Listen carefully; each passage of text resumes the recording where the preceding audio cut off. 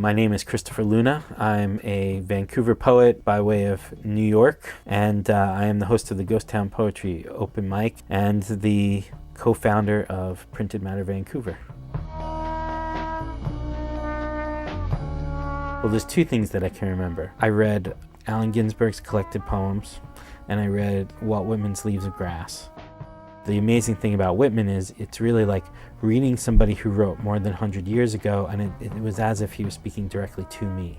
Ginsberg would do this great thing where he has a glossary at the back of his collected, poems, and one of the things in his glossary was about the school that he started in 1974, the Jack Kerouac School of Disembodied Poetics.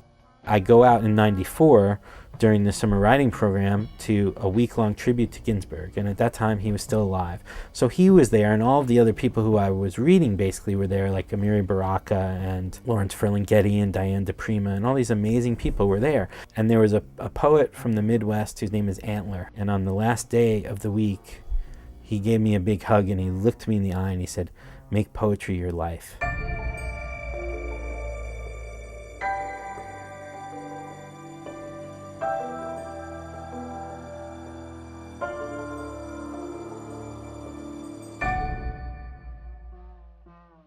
Song by Allen Ginsberg. The weight of the world is love. Under the burden of solitude, under the burden of dissatisfaction, the weight we carry is love. Who can deny? In dreams it touches the body, in thought constructs a miracle, in imagination anguishes till born inhuman. Looks out of the heart burning with purity, for the burden of life is love. But we carry the weight wearily, and so must rest in the arms of love at last, must rest in the arms of love. No rest without love, no sleep without dreams of love. Be mad or chill, obsessed with angels or machines, the final wish is love. Cannot be bitter, cannot deny, cannot withhold if denied. The weight is too heavy, must give, for no return as thought is given in solitude in all the excellence of its excess. The warm bodies shine together in the darkness. The hand moves to the center of the flesh. The skin trembles in happiness and the soul comes joyful to the eye. Yes, yes, that's what I wanted. I always wanted to return to the body where I was born. If you study the history of a particular art form and you also want to do it yourself, then you know what it is that you have to live up to.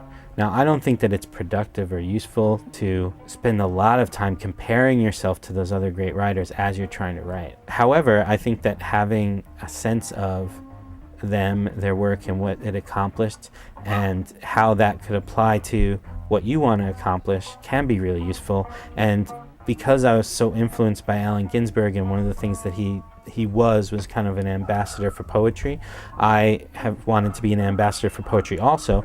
But if you're going to teach something like that, you need to know it well. The idea is to realize at a certain point that there's a lineage, there's a poetic lineage, almost like a family tree that's as strong as your personal family tree. And what's good about that for a young or newer writer is you realize that there's some precedent for your concerns and your themes and your things that you're trying to do. Now that I'm in that role of encouraging other people to do it and teaching as far as you can teach something like poetry, I think a lot of it is just having the ammunition ready so that you can help them to find the stuff that they need to study to further their craft or become better at it.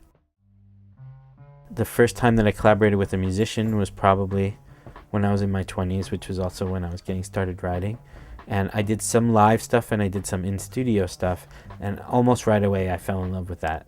Because to me, what happens in collaboration is you have two ways of thinking or ways of looking at creating. And sometimes there are people working in different media, right? Coming together to create this third thing that's a hybrid. So whatever it is that you create is something that the individual people could not have made on their own. What's the worst thing that happens is we make something that's like mildly interesting. You know what I mean? It's not like it would be disastrous for anybody involved if it doesn't totally work out. And what's possible is something incredible and new that neither one of us could have come up with on our own. And even the open mic is kind of collaborative. I mean, well, now it's literally collaborative because I have my life partner, Tony Partington, as my co-host. She and I can go over every little detail in private, of course, about what did we think about this, could we do this better, and it's all about how do you serve the community better, what could we do to make this a better event, or what could we do to make this a more welcoming or just comfortable environment for the poets. He had fat hands with fingers that looked like overstuffed cigars, and he would dangle them like a rattle in front of his granddaughters and credulous eyes and pretend his fingers were as lithe as ballet dancers, as nimble as circus knives. At scary movies, his wife would only grab on to 2 of his fingers because holding the whole hand felt excessive. There's a way that a room sounds when the people in the room are really listening to what's being said. And I've gotten over the years to be able to sense that. And sometimes I will, usually privately, tell the poet after, you really had this whole place, it stopped on your every word, and they were with you completely. Because I know from my own experience that one little phrase or word of encouragement from the right person at the right time, that can sustain you for years. I think that great art gives us permission to do things and be things that we didn't think were possible before. So that's the larger mission, is can I use my words to inspire somebody else?